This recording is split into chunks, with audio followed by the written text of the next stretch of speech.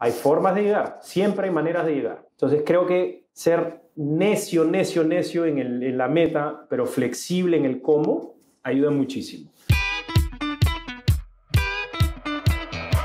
Hola, soy Alex Galvez y esto es Fundadores, el podcast donde me dedico a tener conversaciones con fundadores de startups latinoamericanas para deconstruir sus experiencias, su historia, sus errores, sus aciertos y así encontrar los aprendizajes, herramientas e inspiración que tú puedas aplicar en tu día a día. Bienvenido. Hola fundadores, hoy estoy con Carlos Lau, cofundador y CEO de Curios, una startup que crea programas de entrenamiento para equipos digitales en empresas, es decir, capacitaciones para habilidades digitales. Hablamos de su experiencia siendo los primeros empleados de Uber en Perú, cómo se fue preparando para crear Curios y la decisión que tomaron entre ser una empresa que vende a otras empresas o a consumidor final, es decir, B2B o B2C. Espero que disfrutes esta plática tanto como yo.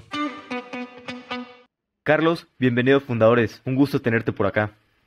Muchas gracias Alex y a Fundadores por tenerme hoy día, muy contento de estar acá contigo. Contentos de tenerte. Hoy me gustaría saber cómo llegaste al mundo de las startups y específicamente a Amazon, que es una super empresa, ¿no? Y muchos mencionan que está en una super escuela donde se aprende mucho. Sí, gracias Alex. Sí, mira, un poco de historia, contándote un poco de historia personal. Yo con el tiempo en mi vida me di cuenta que quería construir algo, armar algo, ya ese es un valor que ha estado muy insertado en mi familia. Mi padre fue empresario desde los 28 años, mi madre también. Y son cosas que se te van quedando grabadas en la cabeza, ¿no? Las historias de cómo renuncié a mi trabajo y me mandé a hacer algo y construimos esto, a pesar de todo eso se te va quedando grabado en la cabeza, ¿no? Entonces, al inicio de mi carrera, pues yo comencé trabajando en un banco grande acá en mi país que se llamaba BCP. Y con el tiempo me fui dando cuenta que, pues sí, claro, quería construir algo propio, ¿no? Armarlo. Y en aquel momento creía que una buena manera era primero adquiriendo un poco de experiencia en empresas tecnológicas, pues que me sirviera como sustento para poder luego operar un negocio propio. Entonces ahí es donde termina estudiando un poco, ¿no? Hice una maestría por Austin, Texas, me ayudó a entrar al internship dentro de Amazon y después pasé para Uber. Muy buena experiencia, me sirvió como el primer pivot para yo empezar a enfocarme en lo que quería hacer. Aún así, me gustó bastante la experiencia en Uber porque era más early stage que en el caso de Amazon y creo que me dio bastante herramientas como para luego construir un negocio, pues, ponerle operaciones, interactuar con productos, etcétera, etcétera, ¿no? Pero un poco esa es la historia, Alex, ¿no? De cómo viene todo y cómo termino en la industria tech y en startups. Oye, y en Uber en Perú fuiste de los primeros empleados, ¿no? Sí, yo fui parte del founding team, el cuarto colaborador, buenos amigos que me quedan de esa época, una experiencia muy bonita, sobre todo que había que armar todo desde cero, una buena escuela para construir, una buena escuela para aprender a dominar lo que los arquitectos le llaman el papel en blanco. Mi esposa es arquitecta, por eso te lo cuento. Al final el papel en blanco es justamente, o sea, cuando un arquitecto tiene que diseñar algo, al final tiene que partir de nada y tiene que darle forma a algo, ¿ya? Y ese es el terror más grande que este tipo de gente tiene, ¿no? O sea, en la arquitectura. Y eso es lo mismo a veces que tú te enfrentas cuando estás construyendo algo desde cero, ¿no? O sea, cómo haces que funcione, consigues primero el supply, luego el demand, cuáles son mis métricas, a dónde deberíamos apuntar, qué políticas le pongo, qué operaciones hago, etcétera. Entonces creo que fue una escuela muy buena como para ponerle estructura al caos y hacer que algo funcione. Esa es una de las cosas que más he apreciado de Uber por ahí. ¿Y qué haces al principio en Uber? O sea, cuando recién entraste, ¿cuáles eran tus responsabilidades? Sí, o sea, en mi caso, a mí me encargan hacer el crecimiento del growth, o sea, el growth en el caso del supply primero, que es la parte de socios conductores o drivers. En aquel momento me acuerdo que teníamos, si mal no recuerdo, eran menos de 800 o 1000 conductores y una cantidad de viajes por semana bastante baja. Y cuando salí de la empresa habíamos crecido más o menos en 65x. Entonces había que aplicar, pues, ya sabes, ¿no? Crecer a toda velocidad de la manera eficiente posible, de la manera más eficiente posible, capturando market share lo más rápido que puedas, ¿no? Esa era la mentalidad, ¿no? En aquella época. No había mucha competencia, además, en aquella época, ¿no? ¿Cómo fue también ver este crecimiento? Me dijiste 60x en, pues no sé, año y medio o 2 años. Sí, ¿Cómo fue más o también menos ver en este ese tiempo. crecimiento Ajá. ¿Cuál fue la diferencia tú que venías trabajando en bancos, que normalmente son empresas que se mueven bastante lento, a meterte a trabajar a Uber, una empresa en tecnología, en hipercrecimiento, y Sí. empezar y abriendo aparte operaciones en Latinoamérica? Sí, sí, no, hay dos temas, ¿no? Lo primero es que sí había competencia, porque Uber llega en un contexto donde primero ya estaba Easy Taxi, por ahí estaba un poco, si mal no recuerdo, Cabify entrando y también Bit o TaxiBit que se llamaba en ese momento, ¿no? Entonces Uber no fue el primero en Latam en general.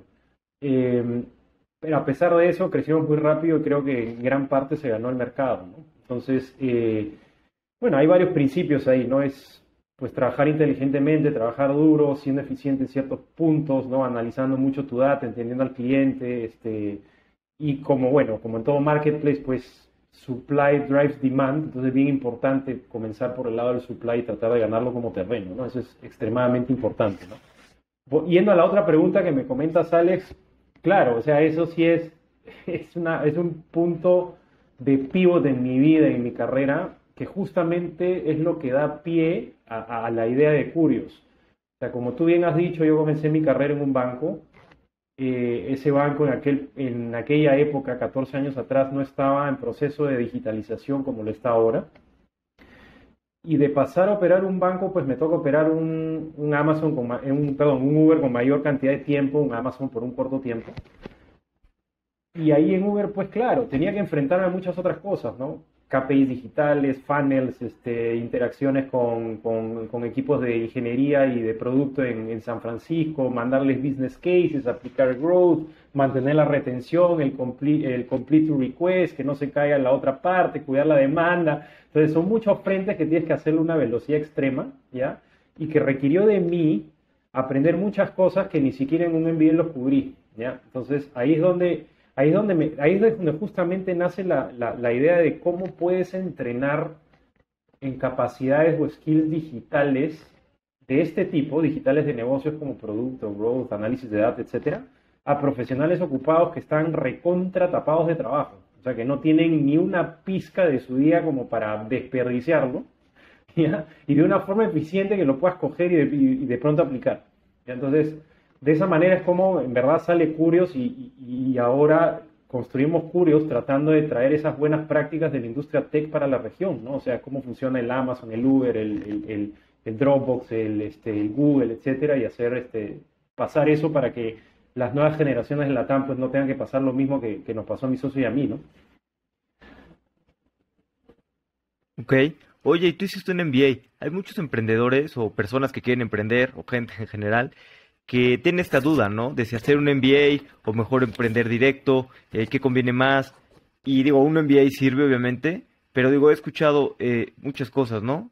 Por ejemplo, Julio de Agenda Pro me decía que un MBA es casi lo contrario a lo que busca un emprendedor, porque pues te enseñan para ser pues un trabajador de una gran empresa y además pues sales con una gran deuda y otras muchas cosas que son contrarios a emprender. ¿Cuál es tu opinión y sobre todo qué le recomendarías a una persona que está en esa disyuntiva ahorita de si hacer un MBA o hacer o emprender? Viendo un poco hacia atrás, si me sirvió o no, hay varias cosas, ¿no? Yo creo que las perspectivas o opiniones que son totalmente blanco-negro, como que hacer un MBA te cierra absolutamente para emprender, porque es todo lo contrario, yo no estoy de acuerdo con esas. Yo creo que hay muchos matices de grises de cómo uno puede llevar la vida, ¿ya? Entonces, en mi caso, lo hubiera vuelto a hacer. ¿Por qué? Por varias razones. Primero, porque te abre una perspectiva internacional. En mi caso, me ayudó a entrar a una empresa tecnológica. En tercer lugar, me permitió aprender varias cosas interesantes. Yo, por ejemplo, cuando estaba en el programa, me metí a todas las clases y electivos posibles en la escuela de computación, en la escuela de diseño, en la escuela de un montón de otros sitios, ¿no? Entonces, creo que lo utilicé en mi favor. Y después, claro, eso lo que me permite ayudar a entrar a Amazon, a Uber y después con toda esa experiencia poder fundar lo mío. Existen otros caminos. Tengo un amigo, por ejemplo, que ni siquiera hizo su MBA y comenzó trabajando en Uber conmigo y ahorita está como product manager en Uber en San Francisco. Se fue de acá hasta allá, un tipo muy capo, muy capaz.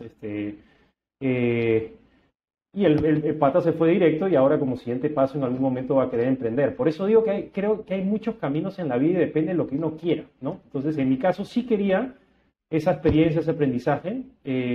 Viene con sus bemoles, por supuesto, te queda una deuda de maestría que todavía la termino pagando, todavía la sigo pagando, pero aún así estoy emprendiendo. Sí, te fastidia los primeros años, pero luego te la sacas de encima y creo que en perspectiva, en mi caso, con lo que yo quería con mi vida, lo hubiera vuelto a hacer. ¿Ok? Ahora, yo sí recomiendo que cada persona evalúe realmente qué quiere hacer con su vida. Entonces, a algunos les puede hacer sentido, a algunas otras personas puede que quieran mandarse a hacerlo directo, entre otras. Para mí hizo sentido, encajó y looking back, no me arrepiento. Buenísimo, sí, lo entiendo. O sea, a final de cuentas te ayuda, ¿no? Y tal vez puedes sacrificar 2 años y invertir bastante dinero, pero pues es algo que te va a ayudar en tu capacitación, vas a conocer a buenas personas y que te puede, y también pues va a ser más fácil entrar a una empresa grande tech, ¿no? Si tienes un MBA. Si no, es más difícil. O incluso una startup que esté Claro, creciendo. Hay muchas que normalmente los que vienen de consultoría y MBA en alguna Ivy League, les así gusta es. mucho contratar a muchos MBAs. Correcto, correcto. O sea, definitivamente es algo que nosotros también veíamos bastante en Uber cuando queríamos reclutar. O sea, en Uber, recuerda cuando comenzamos acá era 2014, 2015, 2016, no había todavía tanta industria tech en Latam en general, ¿no? Entonces, para tú reclutar talento que, por ejemplo, un operations manager o un growth manager, etcétera, era muy difícil encontrar a alguien que ya haya tenido experiencia haciendo eso en Latam, porque el mercado estaba recién creciendo en ese tema, ¿no? Entonces, lo que buscábamos mucho era transferable skills, ¿ya? Y con transferable skills, te lo digo así propiamente, es qué cosa tú puedes ver en la persona que tiene como experiencia o como competencia que puede ser transferible al rol o a la compañía que tú estás contratando ahora. Ejemplo, ¿no? Una persona de producto, pues tiene que ser una persona de mente estructurada y desdoblar un gran problema en pedacitos y poder trabajar y ejecutar en cada uno de ellos hasta que va armando algo grande, ¿no? Y así como otros, ¿no?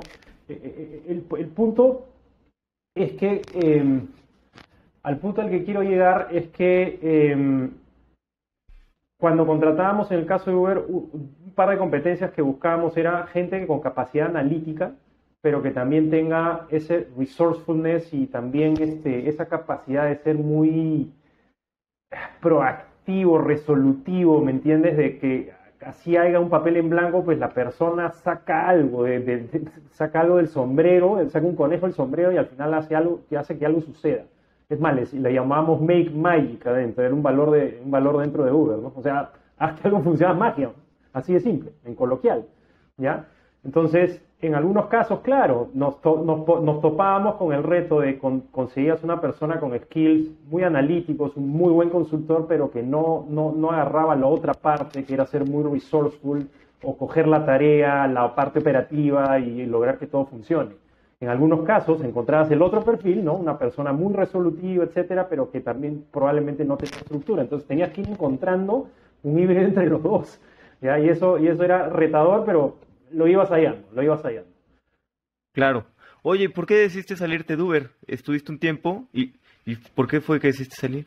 Sí, por dos razones, ¿no? Una fue, la más importante es porque ya en ese momento ya la idea de Curio se estaba gestando, estaba dando vuelta en mi cabeza y en este caso el siguiente paso fue liderar una aceleradora de startups que se llama Autech Ventures, pero lo importante acá mencionar es que estaba atado de una universidad.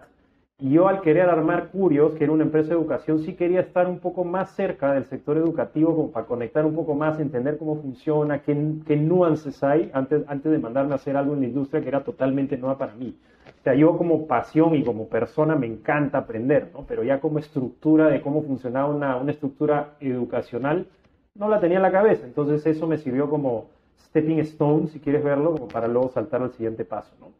Lo otro es, me tomé un pequeño tiempo para el nacimiento de mi segundo hijo, que es mi hija, y ahí tener un poco de tiempo también para pensar el siguiente paso que era Curios, ¿no? Total. Llevan varias veces que mencionas que ya venías como con la idea de Curious y varias cosas.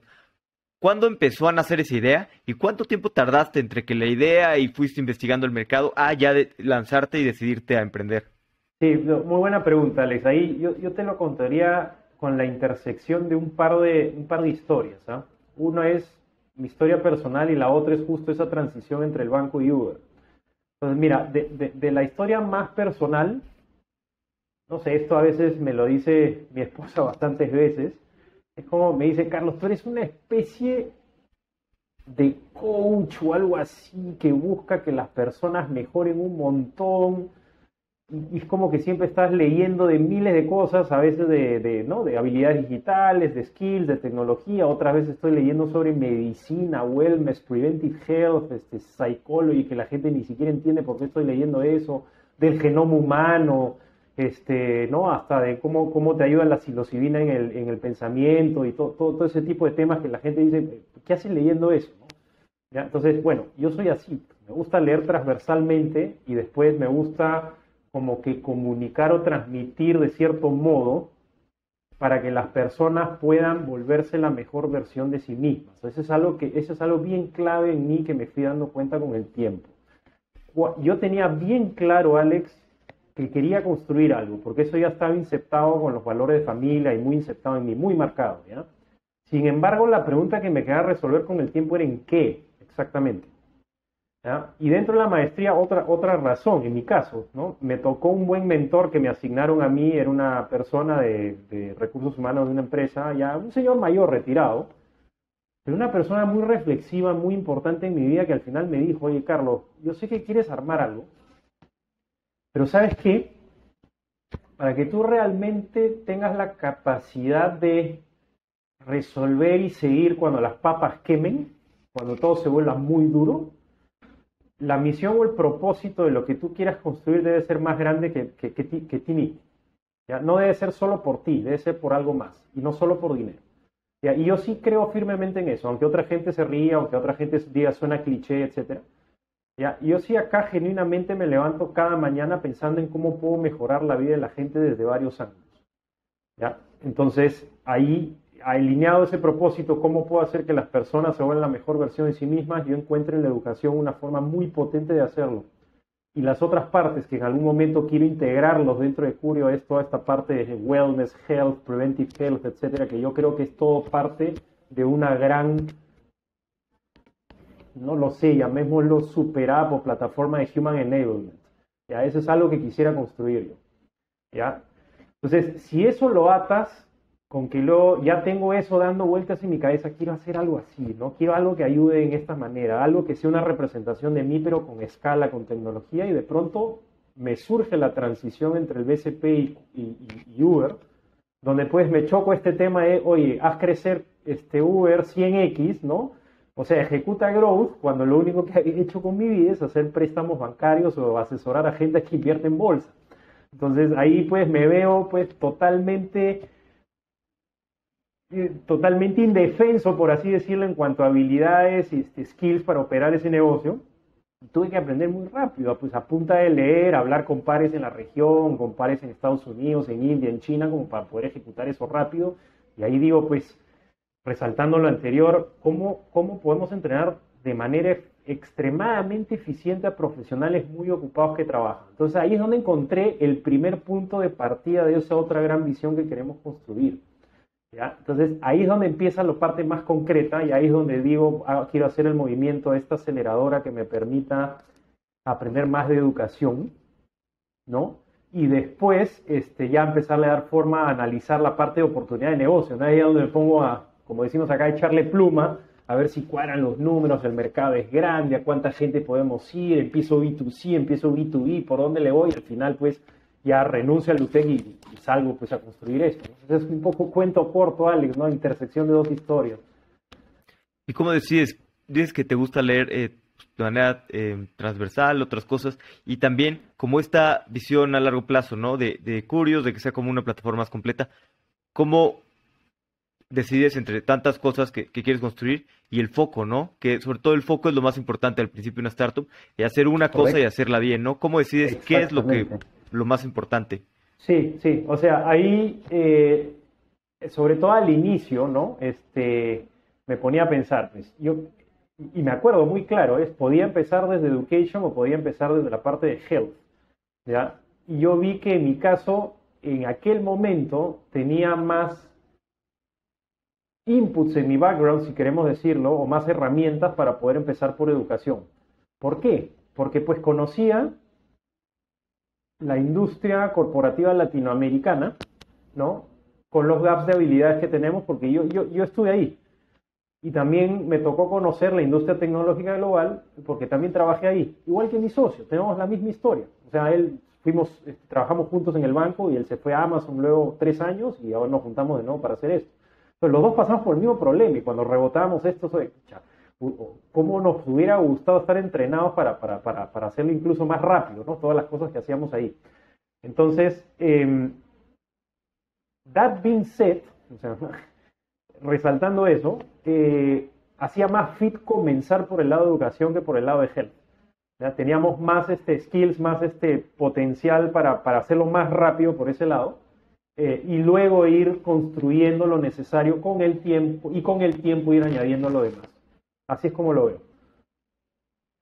Buenísimo. Oye, hay un pequeño paréntesis, porque luego me dicen que a veces no pregunto bien. ¿Cómo describirías tú Curios y qué es lo que hacen para que así easy? En una línea, ya, perfecto. Mira, la línea más sencilla es programas de entrenamiento especializados para equipos digitales de empresas. ¿Ok? Esa es la forma más descriptiva que estoy usando ahora para que la gente me entienda así de la manera más sencilla y coloquial, ¿no? Y ya poniéndole un poquito más de complejidad, por así decirlo, vamos a empresas, a corporaciones latinas que están en un proceso de digitalización fuerte y ayudamos a que su talento tenga el reskilling necesario para poder lograr resultados en las iniciativas digitales que tienen. O sea, tienes muchas empresas habiendo fintechs internas, e-commerces, marketplaces, etcétera, y necesitas gente entrenada para eso. También, obviamente, ayudamos a empresas tecnológicas de la región. O sea, es un poco de los dos. O sea, cualquiera que esté metido en este mundo. ¿Y cómo fue un poquito, que es una industria difícil, ¿no? Educación y luego B2B. Siempre vender B2B es complicado. ¿Cómo fue su estrategia para vender estos primeros clientes? O bueno, el primer cliente, Sí. seguro te acuerdas quién fue. Sí, no, B2B definitivamente siempre es un reto. Yo me acuerdo, es más, yo comencé B2C el primer año, ¿ya? Y me acuerdo que hablaba muy de cerca con un mentor, con un buen mentor que era uno de los mentores de mi... cuando estaba en UTEC, yo lo había llamado para que me ayude con las startups, entonces cuando salí hablaba mucho con él. Y este pata pues ha sido CEO de empresas tecnológicas en Estados Unidos, un peruano muy accomplished, muy buena persona también, se llama Jorge. Y con Jorge rebotamos en algún momento, ¿no? Y él me dijo, a ver, yo le preguntaba, oye, ¿B2B o B2C? Porque me están llamando algunas empresas. O sea, hubo una primera empresa que agarró y me dijo, yo empecé dando B2C, como te decía, y una primera empresa me dijo, oye, vente a la empresa y dale training a las 30 personas del área digital de acá. Y me hicieron un contrato representativo. Entonces dije, guau, ¿por qué no? ¿No? Y ahí hablaba con esta persona, con Jorge, y le preguntaba, oye, me voy por B2C, B2B, ¿cuál es un buen framework para decidir en estos temas? ¿No? Y el pata me dijo, mira, Carlos, yo lo pensaría como time to volume. Dijo, time to volume. Dijo, y quédate reflexionando esto en varios días. Entonces, es una suerte de esfuerzo-retorno también. O sea, ¿cuántas horas y dólares, etcétera, te metes en uno a uno para atraer cada usuario versus esas mismas horas metidas conversando con una empresa? ¿Qué tamaño de contrato te sale? Finalice el análisis y me salía B2B. ¿Ya? Entonces, a raíz de eso, digo, bueno, vamos a hacer una moción B2B. Dentro de todo, yo he hecho un poco de relationship management cuando estaba en el banco, se me tocaba hablar con clientes, con personas, o sea, entonces empecé por el banco con el que yo había trabajado antes. Llamé a algunos amigos y les dije, oye, ¿les interesaría esto, etcétera? Bueno, probemos. Como tenía varias amistades ahí, probemos. Entonces, lo primero que diría en B2B, creo que una de las primeras cosas que funciona es tu network propio. Y ahí sí tienes que apalancarlo a 1000%, sobre todo en B2B. Los primeros clientes van a salir de tu network. Una vez que se te va acabando el network, ya empiezas tienes que rely pues, en la marca que vas construyendo, en el buen servicio, en el word of mouth, en un poco de marketing, ¿no? De webinars, PR, etcétera, o ir a los sitios donde se encuentran los clientes, ¿no? Pero al inicio es tu network. Y de ahí lo segundo es el founder. Yo sugiero que al menos uno de ellos tiene que ser el primer vendedor. En mi caso fui yo. Entonces, ya yo me tocaba hacer por así decir, el puerta a puerta, escribirle a la gente y decirle, ofrecerle lo que tenga. Y una vez que iba hablando con ellos, pues yo mismo iba refinando el pitch, el value proposition, el mensaje, al qué área voy, refinas tu ICP, tu Ideal Customer Profile, y así vas refinando y refinando hasta que vas haciendo un playbook. Y de ahí el siguiente paso es demostrar que alguien más lo puede vender, que ya no eres tú. Entonces ahí contrato a 2 personas, una no funciona, la otra funcionó muy bien, y esa persona ahora es mi director de ventas y ya tiene personas abajo, ¿no? Entonces ya estamos refinando más el playbook. Entonces es como alguien tiene que pasar por el proceso al inicio, idealmente es el founder, y tiene que ponerle estructura, y ahí es donde la experiencia de Uber me ayuda mucho, porque en Uber tenías que construir procesos, pero hasta para desayunar. Entonces me servía mucho para armar playbooks y cómo estructurar esto, trasladarlo a alguien más, que escale, etcétera, ¿no? Un poco por ahí va, Alex. Sí, y no, estoy totalmente de acuerdo que al principio, pues uno de los founders tiene que ser el de ventas, ¿no? Por varias razones. El cliente quiere hablar con el CEO, con la persona encargada, y también así aprendes, ¿no? Así hablas con los usuarios, así sabes hacia dónde llevar el producto y a quién tienes que contratar, ¿no? De ventas y qué cualidades necesita esa persona. Qué cualidades, y eso es bien crítico, ¿eh? Y es algo que vas refinando con el tiempo. Y te digo que ahorita ya, y habiendo levantado ronda y habiendo crecido un poco más, yo sigo muy cerca de los clientes, ¿eh? Tal vez no al 100% como antes, pero en un porcentaje bien grande todavía, porque seguimos refinando. Y creo que eso no lo voy a dejar por mucho tiempo. Y un poquito hablando pues ustedes están basados en Perú y a veces para levantar capital, no sé, a los fondos les gustan los mercados grandes, ¿no? Empresas que estén en México, seguramente Brasil y como mucho pues sí, empresas grandes. Y he visto que a startups de países tal vez más pequeños, por así llamarlos, Ecuador, Perú, Bolivia, a veces les cuesta más trabajo levantar capital. Tu experiencia levantando capital, siendo de Perú y estando en una industria difícil, ¿no? Que es la educación. Sí, no, definitivamente es un reto, Alexa. Y el reto lo veo por dos lados, o sea, no solo por el tema no solo por el tema de financiamiento, ¿no? De levantamiento de capital, sino que también a veces construyes un producto pensando en tu país, asumiendo que toda Latinoamérica es igual, ¿ya? Cuando no es exactamente igual, no es tan distinto tampoco, pero no es exactamente igual. Entonces, igual cuando sales a otro país tienes que ajustar varias cosas, ¿no? Sea en el go-to-market, en el producto o la forma, o en el product marketing, si quieres, cómo lo anuncias, tienes que iterarlo. Entonces, ahí hay un reto también del salto, ¿ya? Y eso es algo que yo le platico mucho a fundadores pues que venimos de acá o de países parecidos más al mío que a México o a Brasil, ¿no? Es un reto al que te tienes que enfrentar. Y por el lado del levantamiento de capital, no, definitivamente fue un reto. O sea, yo acá prácticamente hicimos todo bootstrapping al inicio y levantamos solamente de un grupito de ángeles muy pequeño, un dinero muy inicial muy pequeño, ¿ya? Y estos peruanos creyeron en nosotros, yo los sigo abanderando por todos lados por haber creído en nosotros, ¿no? Y de ahí, cuando ya comenzamos a salir a levantar un capital más grande, sí, nos enfrentamos con todo eso, ¿ya? O sea, y de ahí pues aplicamos a Y Combinator, felizmente salió, y pues ya eso te ayuda bastante más, pues porque ya tienes una introducción a un mercado más grande, ¿no? Silicon Valley, todo ese rollo, toda esa parte de ahí, pues. Pero digamos que previo a eso fue un reto. O sea, si no le hubiera salido tal vez por otras rutas, hubiera sido bootstrapeando y dándole duro por ese lado, ¿no? Pero sí, es real lo que tú dices, Alex, ¿no? Sí, sí, es muy complicado. Y hablabas de las diferencias también de los países y cómo es, pues sí, sí somos muy parecidos, todos los países en Latinoamérica, pero siempre hay pequeñas diferencias, Sí, diferencias de cultura sí, y de idioma, ¿no? También en educación, este tipo de cosas nos correcto, gusta que nos hablen en nuestro acento. exacto. ¿Cuándo es el momento indicado de empezarse a expandir a otros países? Sí, no, y antes de eso te cuento una anécdota muy graciosa, pues para contarte que somos parecidos, pero no exactamente iguales. Traigo un amigo mexicano acá a Perú, ¿no? Y agarro y lo presento acá para que dé una charla y le digo a la gente, pues esta persona es un capo y les va a contar mucho de su experiencia. Y pues mi amigo me empieza a mirar de una manera como que, oye, ¿qué pasa contigo, no? Y después de la sesión me explica pues que para México capo significa narcotraficante, cuando en Perú capo significa una persona muy versada, muy hábil en su tema, ¿no? O sea, hasta pequeñas cosas y palabras te puede sonar gracioso, pero se tiene que ir adaptando, ¿no? Sí, también ustedes tienen una palabra que dicen mucho, que en México es una palabra muy mal vista, y en Perú Ya. todo el mundo lo dice, la verdad es que y todo el mundo lo dice así como, ay, no pasó nada de chin, se me cayó el agua, no sé qué, o sea, cualquier cosa, y lo dicen, y acá Exacto. es bastante, Bastante si lo fuerte. dices en una comida familiar, vas a ser mal La visto. gente salta. Sí.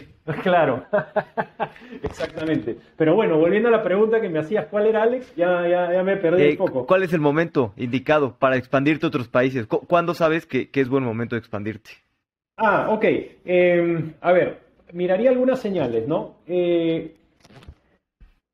Dos cosas, lo pensaría de dos ángulos. Uno es que en tu país al menos hayas refinado lo suficiente, y no tiene que ser perfecto, ¿ah? Cuando digo lo suficiente es que veas cierto grado de movimiento y de atracción en cuanto al producto y a tu modalidad de go-to-market.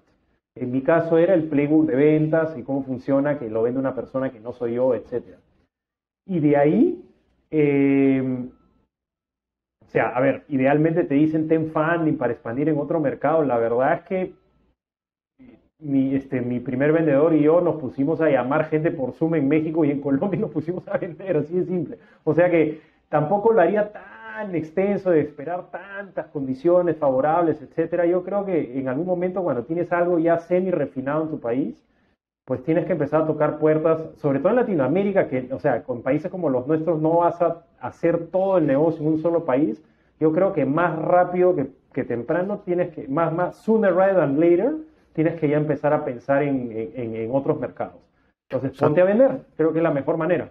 O sea, o sea, no hay tú eres otra. de la opinión Ujú. de lanzarte, animarte y probar. También depende mucho del producto, ¿no? Pues ustedes son un SaaS, puedes probar en otro país si vendes muy bien y Correcto. si no, pues no pasa nada. Así es.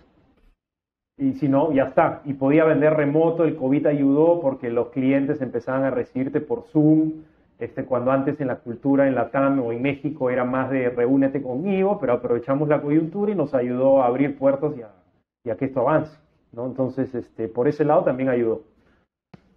Claro, Sí, si fueras una fintech que tienes que abrir regulaciones en cada país, claro, eso añade un nivel de complejidad distinto. En nuestro caso no es necesario. claro. Y también tuvieron la ventaja de que gracias al COVID se aceleraron muchas tendencias, ¿no? Y todo lo virtual y todo, bueno, tanto la educación en los SaaS y, bueno, la educación creció mucho y también las reuniones, ¿no? ¿Cómo ves tú el mercado de la educación por pandemia? Porque yo siento que se aceleró muchísimo, en la prensa se puso super hot también por cosas que han sucedido en Asia y así, pero siento que ahorita Sí, ya no está como estaba antes, ¿no? Como que se ha enfriado un poco. buen punto, Alex. Mira mi perspectiva, yo lo veo de esta manera. Al menos para el campo donde nosotros estamos, todas las industrias y todas las empresas van a continuar con un proceso de digitalización recontra agresivo, ¿no? ¿Ya? Y yo creo que en un futuro casi todas las empresas van a ser tecnológicas o bien tech-enabled, ¿ya? Entonces, si tú visualizas eso como algo inevitable que va a suceder, también es inevitable que necesitas mucha gente con esos skills digitales para poder operar este tipo de negocios, ¿ya? Entonces, por eso yo creo que esa corriente, esa inevitabilidad se va a dar de todas maneras. O sea, para mí no va a parar, no hay forma de que pare. Lo que sucede es que tenemos un pequeño bache. ¿Ya? Yo lo veo esto como un paréntesis, como un bache, que después un entorno donde hubo, ¿cómo se llama?, tasas muy bajas y ya sabemos la historia. Ahora la inflación sube, la Fed empieza a subir las tasas, el dinero se hace más caro y por un rato se voltea la torta. ¿Ok? Entonces, sí, puede ser que apriete un poco los márgenes de las corporaciones o de las empresas. Sí, puede ser que en algún momento pues haya una ralentización en inversión en educación, etcétera, pero sí también estoy seguro que con el tiempo todo eso también se da la vuelta, es un péndulo, ¿ya? Y cuando se empieza a dar la vuelta, el mercado va a volver a ver que para ser competitivo, como fuente de ventaja competitiva, se necesita tener gente capacitada en temas de tech y digital para poder ser, vale la redundancia, competitivo y avanzar y ganar la competencia. Entonces, yo no veo que vaya a parar, ¿eh? Al menos, como te digo, en el tipo de educación donde yo estoy metido. O sea, pueden haber otros de, no sé, arte o otros temas que puede ser distinto, ¿no? Yo he hecho el análisis un poco para mi campo. Sí, claro, como bien dices, la digitalización pues no va a parar, ¿no? y menos con la pandemia, que muchas empresas se dieron cuenta de que no le han dedicado el tiempo a actualizarse, a digitalizarse, y pues se tienen que empezar a mover, o si no, pues se van a acabar, ¿no? Exactamente, 100%. O sea, eso para mí no va a parar. No hay forma de que pare. Entonces, esa es una forma hasta más eficiente de trabajar con clientes, más data-driven, más, puedes estar más cerca de ellos, iterar los productos más rápido, etcétera, ¿no? Y va a ser dos frentes. Las empresas tradicionales de Latinoamérica en proceso de transformación digital y también toda la industria tecnológica que está apareciendo en la TAM. Entonces tienes dos frentes que al final te jalan a que necesites mucho más talento con este tipo de skills, que de por sí es muy escaso en Latinoamérica. Entonces, para mí, entrenarlo es un must, ¿no? Se tiene que hacer. Y a lo largo de estos años que llevan, ¿cuál ha sido uno de los retos más grandes que se han tenido, o para ti en lo personal, qué ha sido pues uno de los retos más grandes de construir una empresa y escalarla en toda la región? Claro.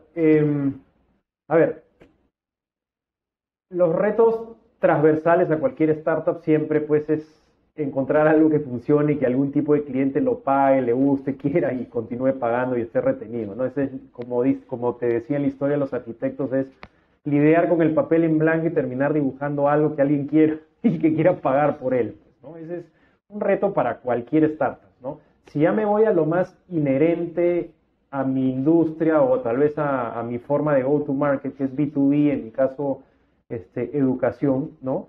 En la parte del B2B siempre está la parte de observar cómo construyes un go-to-market que realmente funcione y escale, ¿no? Entonces, y eso es un playbook, ¿no? Te empieza el fundador vendiendo, traes al primero que funcione, que ya no seas tú, luego entrenas un equipo como de 6 personas que se llama un sales spot, y luego tienes que lograr que esos sales spots se replican como células, ¿no? Entonces, si el primero funciona, pues luego contratas 10 de esas células y produces revenue, ¿no?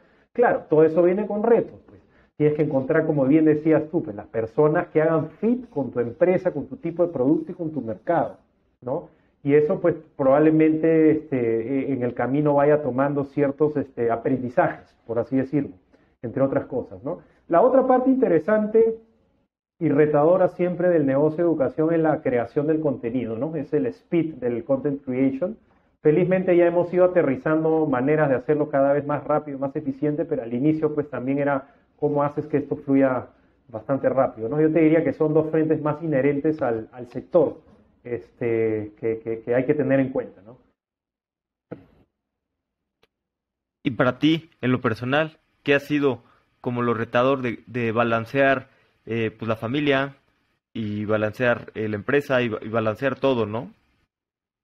Sí, tal cual lo que has dicho tú, ¿no? O sea, al final hay una frase, me acuerdo de la universidad, que según Salomón la sabiduría es saber balancear la vida, saber calibrar y balancear la vida, ¿ya? Esa es siempre la parte más retadora como ser humano y sobre todo cuando tienes familia, etcétera, pues cómo logras que todo esto funcione, ¿no? Y como anécdota graciosa, pues también, o sea, imagínate este contexto. Ya llevábamos unos meses con mi socio, los dos ya comenzando en esto, solo los dos, no había nadie más, y nos dedicamos pues a crear bastante contenido y dejamos un poquito de lado las ventas por unos 2-3 meses, ¿ya? Y porque el contenido también nos tomaba bastante tiempo, pues y en ese momento lo teníamos que hacer solo Lucho y yo, mi socio y yo, ¿ya? Pero el punto es que en B2B tienes que tener presente que las ventas no son pues de un día para otro. Entonces llegó un momento en que descuidamos las ventas a tal punto que nos quedaba un mes de runway, ¿ya? Y mi socio también tiene hijos viviendo en Estados Unidos. Entonces créeme que estábamos más preocupados de que cómo le pagamos el colegio a los 3 chicos, el hijo de Luis y mis 2 hijos, para que vayan al colegio y que todo siga avanzando, ¿no? Pero créeme que esa situación también te hace vender como si no hubiera un mañana. Entonces ahí al momento en que reaccionas, agarras y dices, oye, ¿sabes qué? Lucho, deja de escribir y ponte a vender y saquemos esto hasta que todo esté establecido de nuevo y podamos seguir creando contenido. Y ahí nos cerramos un par de contratos de $150,000, así de simple. O sea, y con eso le dimos vida a la empresa pues un año más, ¿ya? Y de ahí ya nos quedó la lección pues de nunca más distraernos, o sea, siempre estar constantemente en sales. En un motion B2B tienes que estar siempre en modalidad sales. Entonces, claro, esas son las cosas que te van pasando. Súmale el contexto de que Perú es un entorno donde no es tan fácil levantar o no lo era en aquel momento, y que tienes familia y que tienes que, pues, no, siempre estar con tu familia, con tus hijos, trasladarle valores, estar con todos ellos. Balancear todo eso es un reto, ¿ya? Y es un reto que he ido aprendiendo en el camino, y no te digo que soy perfecto, ¿eh? O sea, pero algo vamos aprendiendo, pues. Algo vamos aprendiendo, lo converso siempre con mi esposa, ella también emprende en sus temas, y ahí lo vamos sacando adelante, ahí lo vamos sacando adelante. Se aprende a vivir la vida. ¿Y cómo has aprendido? ¿Qué alguna cosa que hagas para...? Yo soy muy malo balanceando. La verdad es que no soy muy bueno y he estado intentando balancear más, pero yo soy un poco intenso. Entonces, cuando hago algo, hago muy intenso otra cosa y luego, si estoy, entonces me tomo una semana de descanso con mi esposa, me voy de vacaciones, pero entonces después está muchísimo trabajo y no soy tan bueno balanceando. ¿Tú qué cosa que hagas? ¿Tienes alguna cosa en específico que te ayude a tener más balance? Sí, no, buena pregunta. A ver, yo era bien parecido a ti antes de estar casado con hijos, de tener, o sea, meterle solamente a un frente en tu vida, ¿no? Intensamente. Y en mi caso, pues al punto de llegar a tener planificado mi vida para los próximos 20 años. Ya tenía mapeado año por año qué iba a hacer acá, taca, taca, taca, taca, taca, ¿no? Entonces todo. Claro, luego te das cuenta cuando nace tu primer hijo que pues tú planeas, pero la vida dispone y se va desarreglando todo y tienes que aprender a fluir, ¿ya? Entonces, eso es lo primero. Entonces, creo que la primera lección que me tocó, sobre todo cuando nació mi primer hijo, Fabián, un gran regalo de la vida, es tu meta, lo que tú quieres lograr, o sea, no tiene por qué moverse, va a estar ahí, ¿ya? Lo que uno tiene que ser flexible es cómo llegas hasta ahí. Entonces ahí es donde tienes que aprender a ondear, ¿ya? Aprender a moverte, a ser un poco más flexible en cómo llegas hasta ahí. Incluso los planes te los van a desajustar, se va a mover todo, pero hay formas de llegar, siempre hay maneras de llegar. Entonces creo que ese ser necio en la meta, pero flexible en el cómo, ayuda muchísimo. Lo segundo que te diría es, tienes que ser relentless, ¿no? O sea, persistente a más no poder. Creo que en eso todos los fundadores son buenos, y ahí me saco el sombrero por muchos otros que incluso tienen más dificultades, muchísimas más dificultades de lo que tenemos nosotros, y que aún así llevan todo adelante, ¿eh? Lo siguiente que te diría, hay un libro muy bueno que me pareció bien interesante que se llamaba The One Thing. A mí lo leí hace un tiempo atrás, me pareció bien interesante. Y ahí el pata, que es el fundador de una empresa de real estate, una de las más grandes del mundo, creo que era Keller Williams, si mal no recuerdo, él dice que siempre en toda situación hay una pieza de dominó que mueve el resto, y lo importante es ubicar esas, ¿ya? Y lo otro que dice que a veces el framework de encontrar el balance probablemente, sobre todo para personas que quieren lograr muchas cosas y supuestamente balancear varias entre otras, ¿no? Entonces la forma como lo ve él es más como péndulos. Por momentos te enfocas más en una cosa y por momentos rebalanceas del resto, pero no es necesariamente en el mismo momento, ¿ya? Ese framework es más interesante que tratar de que todo sea redondo y balanceado todos los días de tu vida, que es imposible, ¿ya? Y el último punto te diría, hay otro libro que leí con anterioridad que este mismo mentor de mi maestría me dio, me pareció un libro espectacular, se llama The Power of Full Engagement, ¿ya? Y ellos hablan bastante de manage your energy, not your time. ¿Ya? No tienes el mismo nivel de energía durante el día o durante el año, ¿no? Entonces hay ritmos circadianos, hay hasta a ciertos momentos ya estás reventado de cansancio. Entonces, el punto es cómo logras hacer alto performance y también bastante recovery personal, físico, emocional, descanso, etcétera, que te permita seguir empujando, pues, en los momentos. Entonces, creo que esas cosas me han ido ayudando a balancear. Igual te digo que no es perfecto. Hay momentos que las cosas te sobrepasan, pues, y tienes que seguir aprendiendo a los siguientes niveles de lidiar con estos temas, ¿no? Entonces, es un viaje. Estoy a medio camino de aprendiendo como todos. Así que si tienes ideas también, encantado de escuchar. Sí, claro, esto de la energía que dices me hace todo el sentido. Y voy a leer esos libros. Ya me habían recomendado el de The One Thing, que digo, también, Muy bueno. a veces ves cuando lees los libros algunos libros se pueden resumir el concepto muy muy rápido, ¿no? O sea, digo, los libros tienen mucha cosa, pero también algunos tienen Claro, mucha paja, ¿no? Pero el otro también suena muy bien, claro. pues sí, que Powerful Powerful Engagement. engagement. Sí. Exacto. Sí, la idea principal del libro es Manage Your Energy, not your time. Ese es el resumen del libro. Buenísimo. Así ya me lo ahorraste. No, no es cierto. Está bueno, está Oye, bueno. y hablando de Perú, que me gusta bastante, y es un ecosistema que ha venido creciendo bastante bien, ¿cómo ves tú pues, lo que ha cambiado el ecosistema y qué debería tener para mejorar? O sea, tú empezaste en 2018, ahorita es mucho más grande, pero ¿qué sientes qué te gustaría que cambiara, qué te gustaría que mejorara el ecosistema de Perú? Sí, muy buena pregunta. Claro, tiempo atrás, en el momento que tú decías, sí, pues el ecosistema era mucho más chico, no habían tantas historias de gente que ya estuviera un poco más avanzada. El peruano es muy desconfiado, es por naturaleza desconfiado, ¿no? Creo que como buenos Sí, latinos, ¿no? Entonces, tienes un ecosistema de inversiones también muy limitado, muy reducido. Yo me acuerdo cuando estaba en Lutec, en esta aceleradora, nos fuimos un grupo de Perú como un proyecto con el MIT que era para desarrollar ecosistemas de emprendimiento. Y me acuerdo que en el framework que tenía el MIT eran como 5 grandes piezas que se tienen que dar para que un ecosistema funcione bien, ¿ya? Y eran el fundador al centro, ¿no?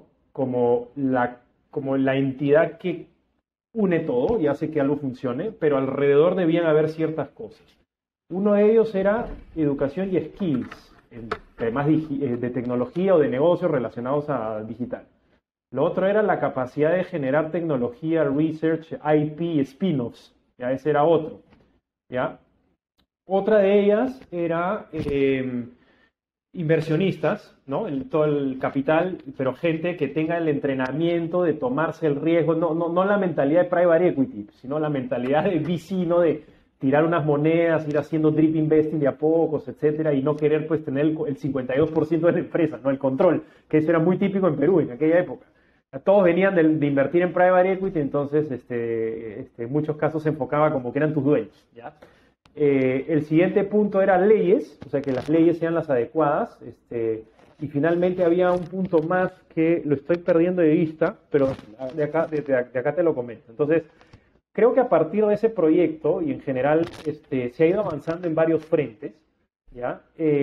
Igual siento que hay dos patitas en Perú que todavía falta desarrollar bastante más, ¿no? Que una es la parte de más skills, más educación, y también es una razón por la cual yo estoy acá haciendo esto, ¿no? Porque yo sentía que cuando estudiaba todas estas cosas, y imagínate, en mi generación es peor todavía, ni siquiera recibías una pizca de lo que era entrepreneurship digital, tecnología, nada, cero, cero, cero. Entonces, y lo segundo es, sí necesitamos más inversionistas que se atrevan a tirar billetes más rápido, ¿ya? Eso sí, ufale, yo siempre lo trato de sacar acá en todas las reuniones que hay en Perú, en todas las reuniones con Los Ángeles, etc. Gente, tienen que moverse, pues ustedes también, ¿no? O sea, quieren que crezca, pues métale billete, pues, ¿no? O algo se tiene que hacer más ahí. Creo que el peruano todavía está muy adverso al riesgo en eso, o muy tradicional en ese aspecto. Tal vez, ojalá, lo tengamos de las generaciones más jóvenes que les vaya bien.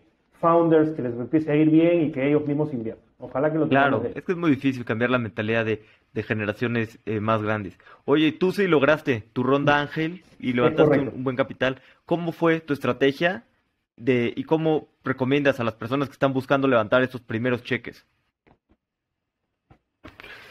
Ya no, la ronda Ángel fue bien pequeña. Nosotros levantamos $60,000. ¿De cuántos Nada más. inversionistas? ¿Ya? Y lo hicimos de 4 que se juntaron en un vehículo, ¿no? Lo juntamos en un vehículo para que sea todo más simple para todos, el cap table, tú ya sabes eso, ¿no?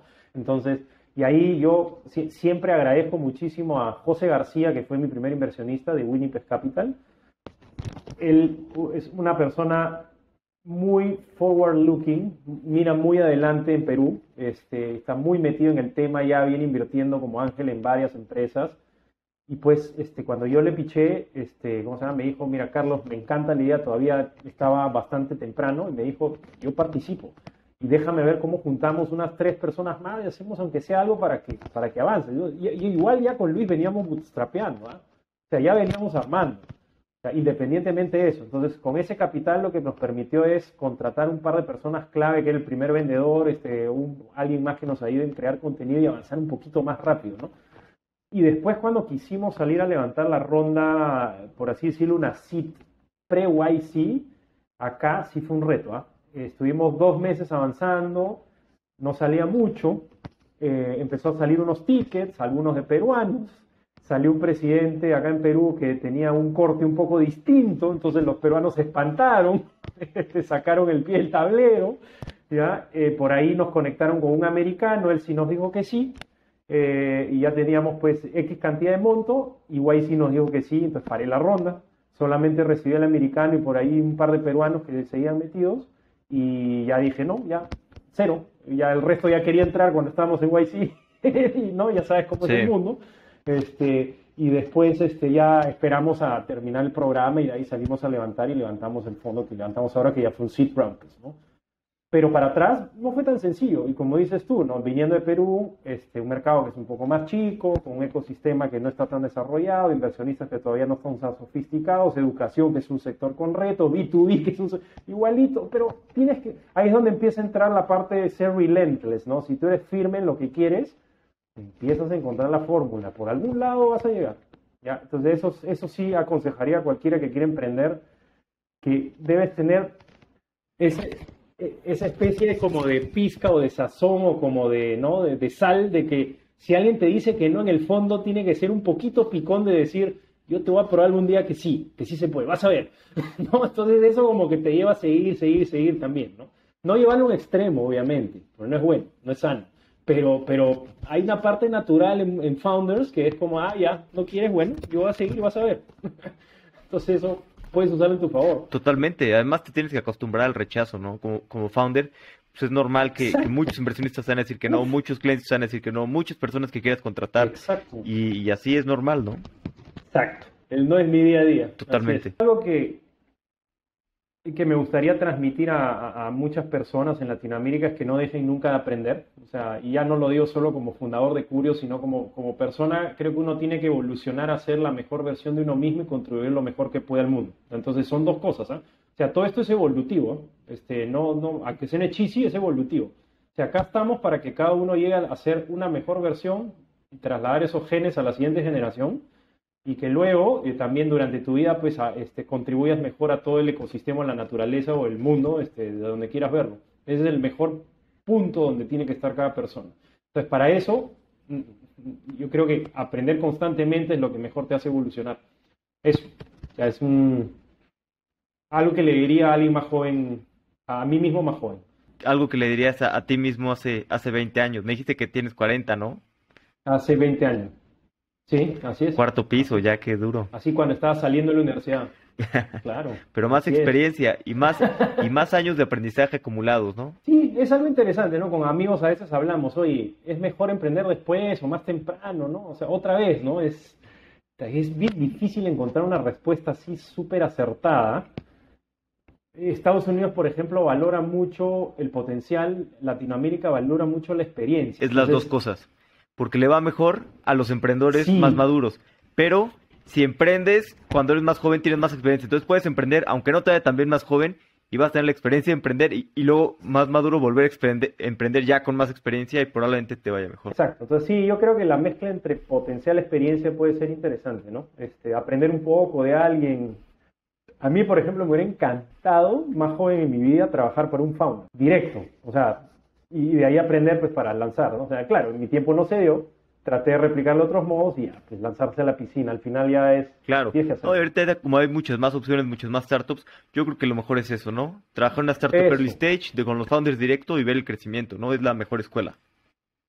Exacto, es la mejor escuela, para construir la mejor escuela, sin lugar a dudas. O sea, yo me tocó con suerte en Uber, no de otro modo, pero claro, no captura ciertas cosas, ¿no? Como trabajar directo un founder, pero sí, pues armar operaciones, construir equipos, toda esa parte con dinero de otros. Exacto. Es un buen aprendizaje. Total. Pues vamos a pasar a la última parte, que son la serie de preguntas de reflexión. Las preguntas son cortas, las respuestas pues, cortas, largas o como tú quieras. ¿Cuál es algún libro que te guste recomendar? Uy, tengo un montón de libros. Ya, mira, Hay uno que me gustó muchísimo y que creo que me ha ayudado a enfocar distinto varios ángulos, que se llama Principles. El libro es de un autor que se llama Ray Dalio, ¿ya? Y Ray Dalio es el manager de uno de los hedge funds más grandes del mundo, ¿ya? Y el libro se resume a que tú puedes llevar muchas de las grandes decisiones en la vida de negocios a grandes principios transversales a todo. Y cuantos más principles tengas o frameworks para tomar decisiones, eres más capaz de lidiar con mayor cantidad de situaciones o unknowns, ¿ya? Porque son como mapas de territorios. Eso te ayuda a navegar situaciones. Entonces, ese libro es espectacular para ese tema, como para introducirte a ese tema. Y de ahí yo ese lo complementaría con un blog que me encanta seguir, que se llama Farnham Street, de Shane Parrish. Seguramente estás familiarizado con él. Es un ex, lo equivalente al CIA de Canadá, que es lo que decía, es que tenía que tomar decisiones en 30 segundos o explotaba algo en algún lado. Entonces dice, ¿cómo logras decidir pues tan rápido con cosas tan peligrosas, pues teniendo principios o grandes frameworks mentales para decidir? Entonces, Principles es muy bueno. Otro libro que recomendaría muchísimo, ¿sabes cuál es? Leadership in Turbulent Times, de la autora Doris Kearns. Es buenísimo ese libro, buenísimo. Yo lo vi en una de las recomendaciones de Bill Gates, que él siempre pone... Sí, pues, recomienda muy buenos. Todo ese rollo. No, es espectacular y ese me llamó mucho la atención, y es la vida de 4 presidentes americanos y te va contando cómo lidiaron pues con las dificultades más fregadas que se les pueda ocurrir. Particularmente me gusta mucho la de Lincoln, porque él es una persona pues que viene prácticamente de ser leñador e hijo de leñador sin instrucción, y se tuvo que autoinstruir y educarse y estudiar de noche, y él mismo lo dice en el libro, ¿ya? Para poder lidiar y competir con aquellos chicos que habían ido a los Ivy Leagues, a los Harvards, a los Yales, etc. Entonces, él lo que decía es, lo que yo hacía era quedarme más horas de noche estudiando para poder competir con eso, ¿no? Entonces, al final lo que te dice es que si eres relentless y trabajas más horas inteligentemente, puedes lograr lo que sea, así tengas menos oportunidades. O sea, ese libro me parece insanely espectacular, pero insanely, ¿ya? Y otro... bueno, son tantos, ¿no? The Everything Store, sobre la historia de Amazon, es buenísimo. Genome, sobre el genoma humano, es espectacular, ¿no? Te empieza a hablar de cada uno de los de las partes del ADN que tenemos, pues yo buscando a ver si uno viene marcado con algo, ¿no? Que indique qué es lo que uno va a hacer o es mejor, etcétera. Pero al final te das cuenta que no, pero hay varias cosas que uno aprende en ese libro, ¿no? Es espectacular, ¿no? O sea, y luego otros libros como High Output Management. Tengo infinidad para recomendar. Me gusta leer mucho, pero creo que por ahí partiría. Buenísimo, buenísimo. Buenas recomendaciones. El de Principles me gusta bastante. Lo leí cuando salió. Hasta me dieron ganas de volverlo a leer. Es buenísimo. Es muy bueno. Sí. Muy bueno. Qué bueno que lo hayas leído, Alex. ¿Tienes una opinión que poca gente comparta? ¿O algo que pienses que es real, que la mayoría de la gente piense distinto? Te diría un par. No puedo comenzar con una. Una de ellas es algo que siempre discuto con amigos, sobre todo los más filosóficos, por así decirlo. Creo que la mayoría de gente piensa que la felicidad es una especie de suerte, y yo creo que es un output, ¿ya? Yo creo que es un output de trabajar en ciertos levers, ¿ya? Y que es consecuencia justamente de trabajar fuertemente en ciertos levers, ¿eh? El que tengas una familia buena, estable, que la gente se quiera dentro de la familia, es trabajo, ¿eh? Es bastante trabajo. ¿Ya? El lograr construir la vida que tú quieres para ti, de construir un negocio, de que funcione, de levantar capital, es bastante trabajo y requiere miles de nos en el camino, ¿no? Cuidar tu salud, que estés bien, que no te dé un ataque cardíaco mientras estás trabajando y a la vez haciendo la tarea con tus hijos, es trabajo también, pues tienes que hacer ejercicio, comer sano, etc. Entonces, por eso yo creo que al final que uno esté balanceado y bien, es trabajo por detrás. Entonces, por eso yo creo que la felicidad o el balance o lo que tú quieras es un output, más que una especie de suerte que te aparece, algo por ahí. Eso por un lado, ¿ya? Y lo otro que te diría es que yo creo que mucha gente piensa, y esto lo he visto cuando se recluta gente, son dos cosas, ¿ya? Una es que el thought process no se aprende. Yo creo que sí se aprende, justamente con libros como Principles o ahondando en esos temas. Y la otra es que en Latinoamérica mucha gente quiere buscar solo por experiencia y no por competencias. ¿Ya? Eso es clave también. Y es algo que nos pasaba en Uber, ¿eh? Como no encontramos a alguien con la experiencia exacta de lo que se necesitará en la TAM, tienes que buscar gente con la competencia y transferable skills. ¿Ya? Y eso mucha gente no está de acuerdo conmigo y con mucha gente me choco en el mercado y es interesante, ¿eh? Pero sí puedes encontrar gente con competencias transferable y lo puedes hacer que funcione muy bien en ciertos roles. O sea, no son 2, 3 cositas y seguramente varias más que saldrían Buenísimo. por ahí. ¿Y algún tema del que hayas cambiado tu opinión recientemente? Seguramente debes haber hablado con bastantes founders o profesionales, sobre todo el perfil que viene del MBA, ¿ya? ¿Qué te enseñan en el MBA? Y sobre todo todos los que se hagan consulting. ¿Qué te dicen? Keep your options open. Eso es lo que la mayoría de la gente te dice, ¿no? Que es siempre mejor tener más opciones porque con eso, si una cosa no funciona, haces otra. Por eso es bueno irte a consulting, para que luego de consulting, pues como aprendes un montón de todo, luego te puedes ir a tech o a esto, al otro de acá, ¿ya? Entonces, yo creo que ese es un framework, o sea, un principio que te puede funcionar en ciertos entornos, pero creo que hay otro que, aunque suene contraintuitivo, también puede funcionar muy bien en otros entornos, que es reduce completamente las opciones. ¿Ya? Y te lo explico por qué. Hay dos historias que se cruzan, la misma historia, en verdad, en el fondo. Hernán Cortés, cuando vino a México, todo el mundo conoce esa historia. ¿Qué hizo? Sí, quemar sus barcos. Quemó los barcos. Claro, ¿por qué? Porque le quitas las opciones a la gente de estar pensando en, pucha, regresemos a España, porque si nos va mal y nos morimos de alguna enfermedad o de hambre, ya quemó los barcos, no hay otra salida, hermano, tienes que ir de frente nomás. O sea, acá sales rico, lleno de plata o muerto. ¿Ya? Lo mismo me acuerdo de esta historia, lo leí en un libro que se llama Predictable Irrational de Dan Ariely, espectacular el libro. Hay uno de los principios que él pone, justo de un general chino que cruza un puente con, no me acuerdo, creo que eran 100 soldados y al frente tenían un batallón pues creo que eran más de 5.000, o sea, los doblaban como 50 a 1, ¿ya? Entonces lo que hizo este general cuando ya había cruzado el puente es quemar el puente. Entonces le dice a la gente, la única forma que vamos a salir vivos de acá es atravesando el ejército o se caen por el barranco y mueren todos. Entonces a veces reducir las opciones te da la energía necesaria para empujar en el único camino que te pones para ti mismo o que te queda. ¿Ya? Ese framework mental me sirvió a mí para emprender. ¿Ya? Yo para emprender, claro, tenía atrás salario, costo de oportunidad por dejar, las ganas de emprender, ¿no? Familia que tenía que sostener, deuda del MBA que tenía que pagar, entre otras cosas más, ¿ya? Entonces ahí lo mejor que puedes hacer es ahorra para 5, 6, bueno, sugiero 12 meses, pero yo me tiré con 5 meses ya de ahorro. Y ya, como diríamos acá, a la mierda nomás ya. O sea, agarra, tírate y ya cuando ya estás tirado en el agua, lo único que te queda es remar. Así como Hernán Cortés, lo único que le quedaba con sus equipos es seguir para adelante. O sea, creo que ese framework a mí me sirvió para ya metido nomás y de acá para adelante hasta que salgas, vivo o muerto.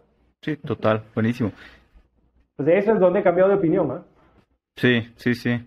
Sí, y como dices, no te queda otra opción y pues tienes que buscar las ventas, ¿no? O cambiar el producto o hacer lo que sea, lo que tengas que hacer para sobrevivir. No, pues si me pongo a pensar de que no, que si no me va muy bien empiezo a postular a otro lado, que lo de acá, lo de allá, no, nada, cero. ¿Funciona o funciona? O te estrellas, Sí. ya está, no es las dos. ¿Hay algún punto de inflexión que haya cambiado la forma en la que piensas? También un paro, comencemos por una, ¿no? A ver, pre mis hijos, ¿ah? Y eso es bien interesante, ¿ah? Antes que naciera Fabián, mi primer hijo, creo que era muy centrado en mí mismo. Cuando ya tienes una persona y el solo hecho de tener que cuidar de otro, sí te cambia muchísimo el enfoque, ¿ah?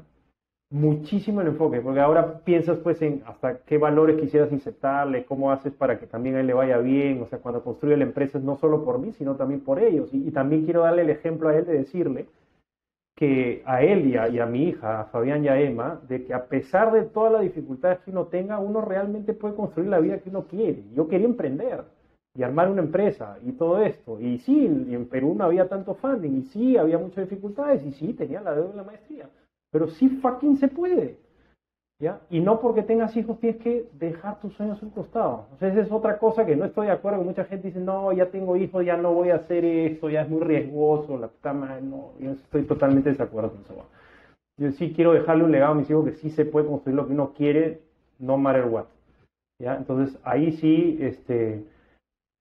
son esas dos cosas y sí, te ayuda a concentrarte también. Tienes menos tiempo. Entonces, al tener menos tiempo, pues ya no estás pues, dando vueltas, vagando, pues no. Tu día es, trabajas como un caballo, de ahí haces ejercicio, de ahí estás con tus hijos, ayudas a hacer su tarea, le das tiempo, etcétera, y también a tu esposa y ya. O sea, ya no tienes ni un centímetro más del día, pues, para desperdiciar. Entonces, te enfoca bastante también. ¿Tienes algún consejo que te hayan dado que te ha servido mucho? Sí, mira, para decisiones bien difíciles en la vida, otra vez, un principio, un frame, unos lentes de cómo mirar las decisiones, ¿ya? Normalmente cuando uno tiene decisiones muy complicadas que son las clásicas, ¿no? ¿Qué estudio en mi vida? ¿Ya? En casa, pues no, uno se puede pasar la vida entera pensando en, ¿será esto, será lo otro? ¿Emprendo o no emprendo? ¿Me cambio de ese trabajo o no? ¿Me mudo a otro país o no? ¿Me caso con esta persona o no? Las decisiones que puede salir para cualquier lado o para otro, es en muchos casos mejor verlo con esta frase. En muchos casos queremos make the right decision, cuando para decisiones difíciles probablemente lo mejor es make the decision right. Ahorita te lo explico. ¿Ya? Yo no lo entendía al principio. ¿Ya? Eso me lo dio una persona también que conocí, espectacular el consejo. Tratar de make the right decision implica pues que estás pensando, haciendo tu análisis, 80 árboles de opciones, de será esto, será esto, será esto, será esto, porque estás tratando de minimizar el riesgo o tratar de elevar el chance de que te vaya bien con la decisión difícil que tomas, ¿ya?